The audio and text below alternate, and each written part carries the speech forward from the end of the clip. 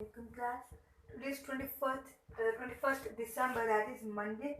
So आज हम लोग अपना चैप्टर कंटिन्यू करेंगे, that is government in Pakistan. So उससे रिलेटेड हम लोग रीड आउट करेंगे और उसमें जो टॉपिक हमारे पास आ रहा है सेनेट. प्रीवियस लेक्चर में हम लोगों ने नेशनल असेंबली डिस्कस की थी, that is in the legislative branch. Legislative branch is a combination of senate, national assembly and the prime minister. So हम उसको भी एक बार गो थ्रू कर लेते हैं, रिकॉल कर लेते हैं.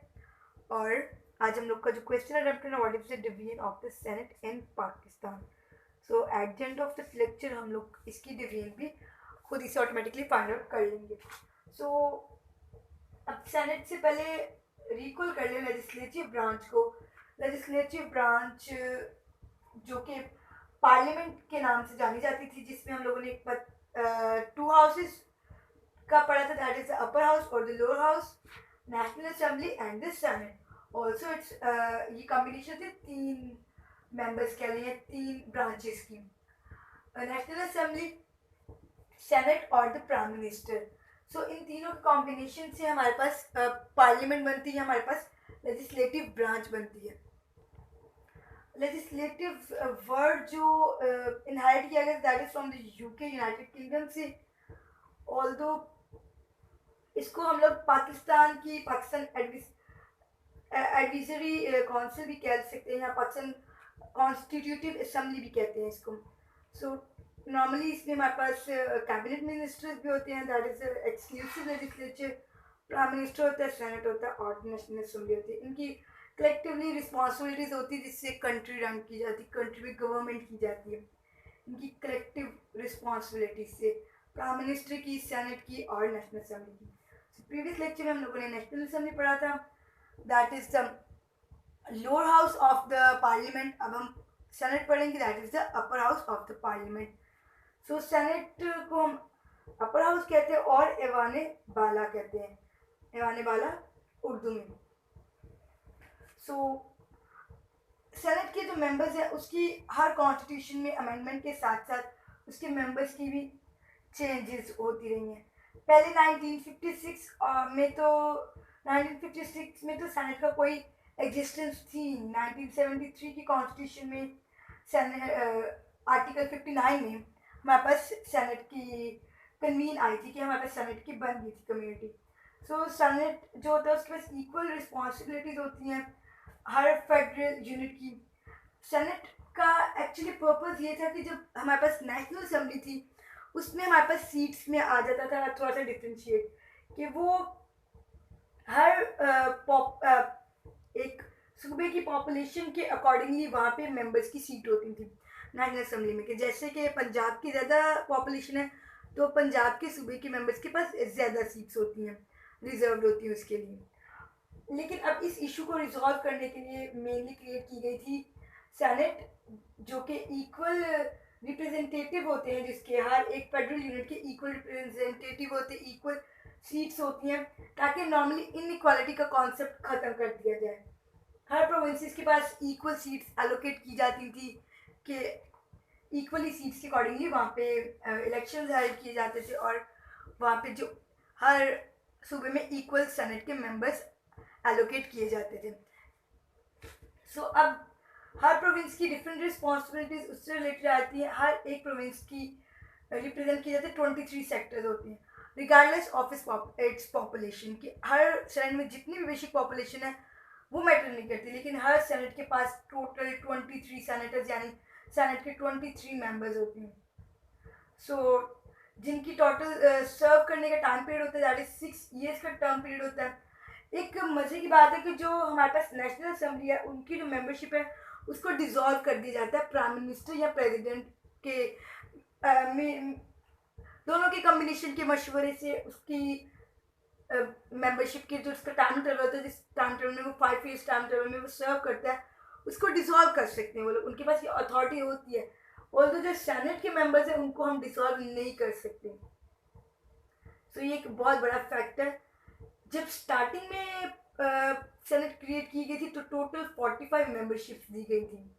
देन 1977 की कॉन्स्टिट्यूशन में 63 मेंबर्स कर दिए गए थे. इन 1985 हमारे पास 87 मेंबर्स हो गए थे. सो 2002 में government of the I guess Pervez Musharraf की 2002 में गवर्नमेंट जी परवेज मुशर्रफ की गवर्नमेंट में 87 to 100 टोटल मेंबर्स कर दिए गए थे सेनेट के 2002 में। फिर आसिफ अली जरदारी के दौर में हमारे पास सेनेट के मेंबर्स कर दिए गए थे 100 to 104। 104 मेंबर्स में हमारे पास डिवीजन इस तरह हो गई थी कि जब मैंने स्टार्ट में बताया कि टोटल 23 मेंबर्स जो थे हमारे पास वो आ गए थे उसके हर प्रोविंस के। उसके बाद हमारे पास 23 मेंबर्स आ गए, तो दैट इज हमारे पास 92 मेंबर्स हो गए थे। देन 4 मेंबर्स थे हमारे पास उसके फेडरल कैपिटल कह लें, आपके पास कैपिटल हमारे इस्लामाबाद, फेडरल कैपिटल के 4 मेंबर्स होते थे और 8 मेंबर्स होते थे फाटा के।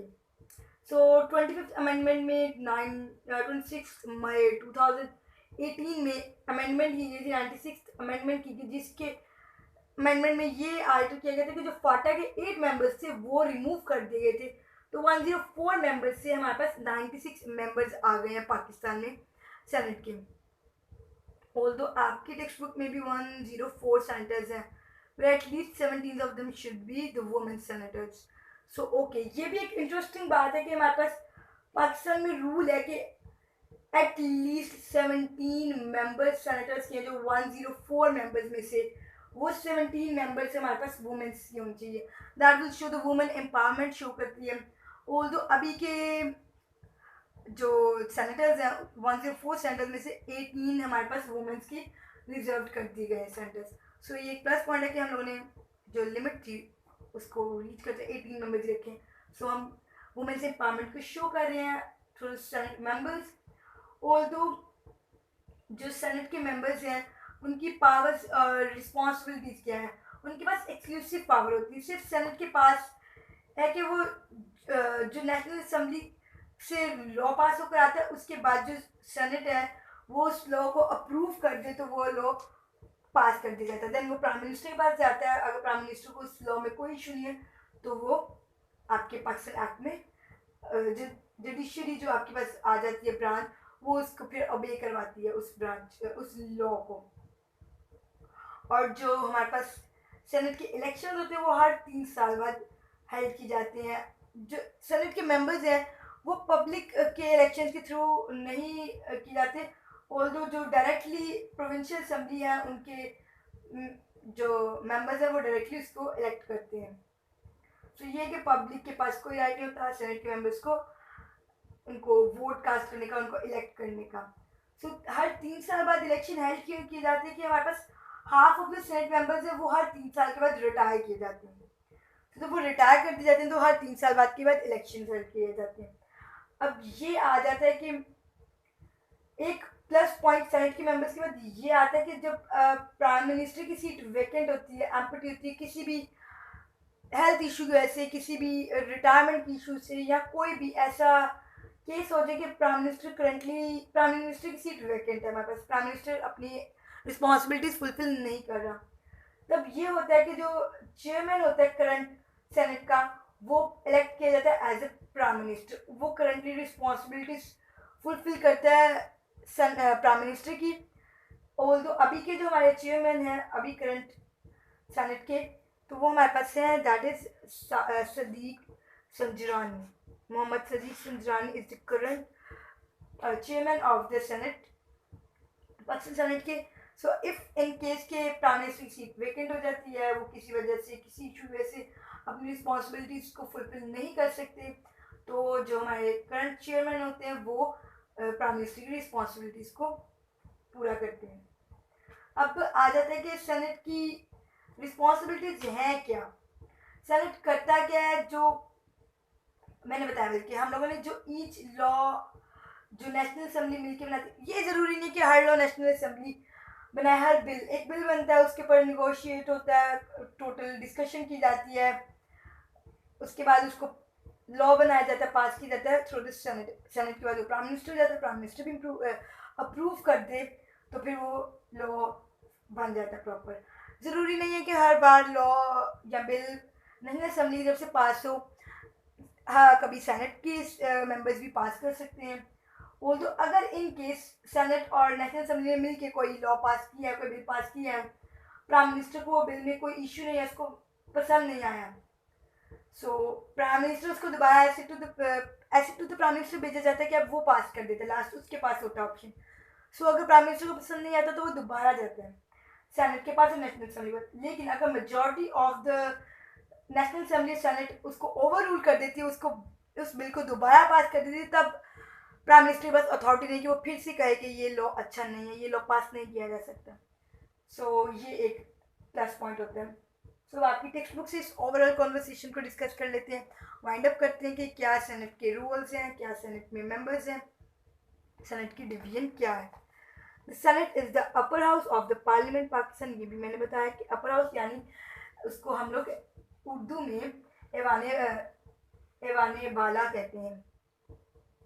Election are held every 3 years। ये भी मैंने बताया आपको, हर 3 साल में इलेक्शन हेल्ड किए जाते हैं कि हर हाफ ऑफ द सेनेट है वो रिटायरमेंट दी जाती है उनको 3 years के बाद। ऑल्दो जो सेनेट के मेंबर्स होते हैं उनकी 6 years ऑफ सर्विसेज वो देते हैं, that is the term of the 6 years।